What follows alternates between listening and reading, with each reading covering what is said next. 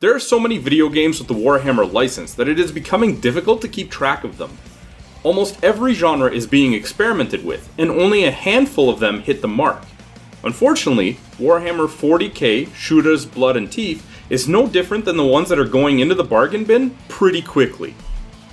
Having been released in October of 2022 for most platforms, but most recently for PlayStation 5, developer Rogueside, most known for their game Guns, Gore, and Cannoli, took a stab at the Warhammer franchise using their pre-existing engine to create a 2D run-and-gun platformer where you take a stab at leading an orc invasion to kill a war boss and become the boss yourself.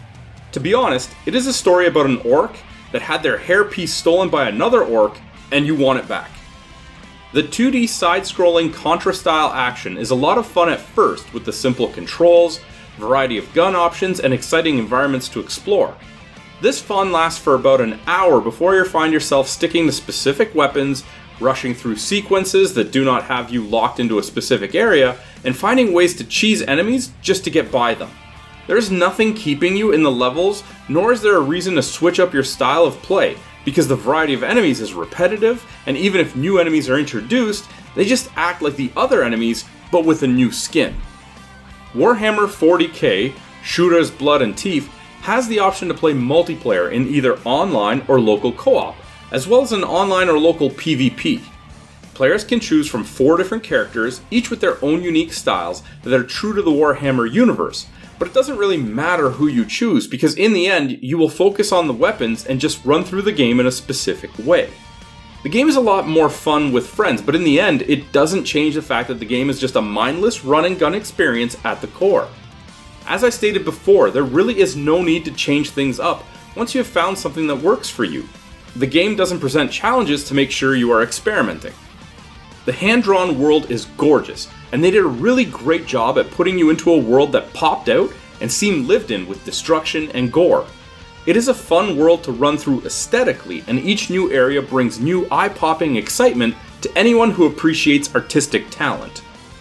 One of the biggest selling points of this game is its soundtrack. It is completely heavy metal, and anyone who appreciates a good amount of that will instantly fall in love with just listening to this game. If anything, the music carries this game in every area and helps you get through the repetitive messes. The game definitely has its fair share of bugs as well, whether it is having boss health bars drain super fast while you switch weapons, or controls not working properly and having to restart checkpoints. These things happen and they will be fixed if caught, but sometimes they can be frustrating while trying to really engulf yourself in an experience. Having a boss show up and lose its health almost instantly from you not doing much really doesn't give you a taste of what it's like to fight that boss. The cutscenes here are hilarious and well written. To be honest, all the dialogue is actually well written. You'll find yourself chuckling at the interactions between orcs, and you will never forget hearing when your main character constantly says, "Wog." Overall, Warhammer 40k Shootasblood&Teef clocks in at around 3 to 4 hours of play, and that can be a tough pill to swallow with the current price tag that it has. You can sum this one up as being a short and repetitive run and gun experience, much like Contra, that is better played with friends than alone. The graphics, music, and comedy save this game from disappearing completely, but it isn't one that can come highly recommended. Warhammer 40k Shootasblood&Teef earns a 6 out of 10.